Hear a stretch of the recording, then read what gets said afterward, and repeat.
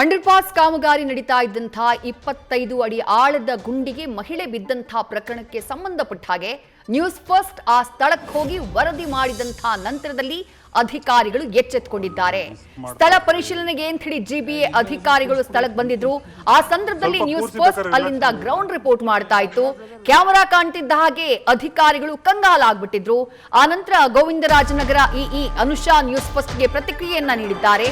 ಪರಿಶೀಲನೆಗೆ ಬಂದವರು ವಾಪಸ್ ಯಾಕೆ ಅಂತ ಪ್ರಶ್ನೆ ಮಾಡಿದಾಗ ಯಾರು ಸಂಬಂಧಪಟ್ಟವರು ಇದ್ದಾರೋ ಅವರನ್ನ ಸ್ಥಳಕ್ಕೆ ಕಳುಹಿಸ್ತೀನಿ ಅಂತ ಹೇಳಿದ್ದಾರೆ. ಬೆಳಗ್ಗೆ 10 ಗಂಟೆಗೆ ಸುದ್ದಿ ಪ್ರಸಾರ ಮಾಡಿದ್ ನಾವು ಮೊದಲಿಗೆ ಸುದ್ದಿ ಪ್ರಸಾರ ಮಾಡಿದ್ದು. ಈಗ ಮಹಿಳೆ ಬಿದ್ದಂಥ ಗುಂಡಿಯ ಸುತ್ತ ಶೀಟ್ ಹಾಕುವಂತಹ ಕೆಲಸವನ್ನ ಜಿಬಿಎ ಮಾಡಿದೆ. ಎಚ್ಚರಿಕೆಯಾಗಿದೆ ಜಿಬಿಎಗೆ, ತಾನು ಮಾಡಿದ ಎಂಥ ದೊಡ್ಡ ತಪ್ಪು ಅಂತ ಹೇಳಿ ಶೀಟ್ ಹಾಕಿ ಜಿಬಿಎ ಮುನ್ನೆಚ್ಚರಿಕಾ ಕ್ರಮವನ್ನ ತೆಗೆದುಕೊಂಡಿದೆ.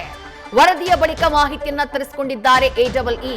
ಮೊದಲೇ ಈ ಕೆಲಸ ಮಾಡಿದ್ದಿದ್ರೆ ಆ ಮಹಿಳೆ ಪಾಪ 6-7 ಗಂಟೆ ಆ ಗುಂಡಿಯಲ್ಲಿ ಬಿದ್ದು ಯಾರನ್ನೂ ಸಂಪರ್ಕ ಮಾಡೋಕಾಗದೆ ಪ್ರಜ್ಞೆ ತಪ್ಪಿ ಬಿದ್ಬಿಟ್ಟಿದ್ರಂತೆ. ಅವ್ರ ಮಗ ಆಗ್ಲೇ ನ್ಯೂಸ್ ಫಸ್ಟ್ಗೆ ಪ್ರತಿಕ್ರಿಯೆ ಕೊಡುವಂತಹ ಸಂದರ್ಭದಲ್ಲಿ ಹೇಳ್ತಾ ಇದ್ರು ಎಷ್ಟು ಹೊತ್ತು ಅವ್ರ ತಾಯಿ ಒದ್ದಾಡಿದ್ದು ಆ ಜಾಗದಲ್ಲಿ ಅಂತ ಹೇಳಿ.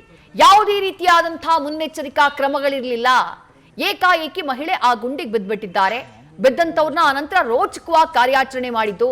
ಪೊಲೀಸ್ನವರೆಲ್ಲ ಎಷ್ಟೋ ಗಂಟೆಗಳಾದ್ಮೇಲೆ ಸ್ಥಳಕ್ಕೆ ಬಂದು ಅಲ್ಲಿ ಮಹಿಳೆ ಇದ್ದಾರೆ ಅಂತ ಹೇಳಿ ಗೊತ್ತಾಗಿ ಆನಂತರ ಹಗ್ಗದ ಸಹಾಯದಿಂದ ಮಹಿಳೆಯನ್ನ ಮೇಲಕ್ಕೆತ್ತುವಂತಹ ಕೆಲಸ ಆಗಿತ್ತು.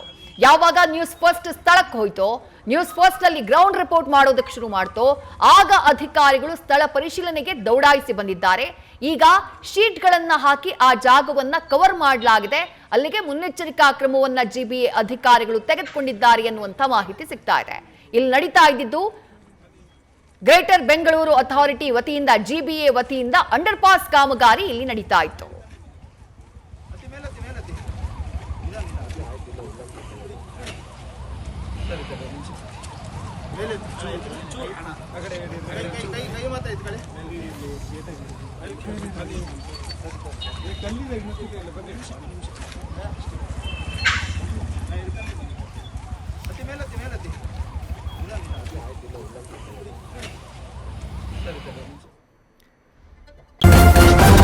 ನ್ಯೂಸ್ ಫಸ್ಟ್ ನಿರ್ಭೀತಿಯಿಂದ ನಿಮ್ಮ ಪರವಾಗಿ.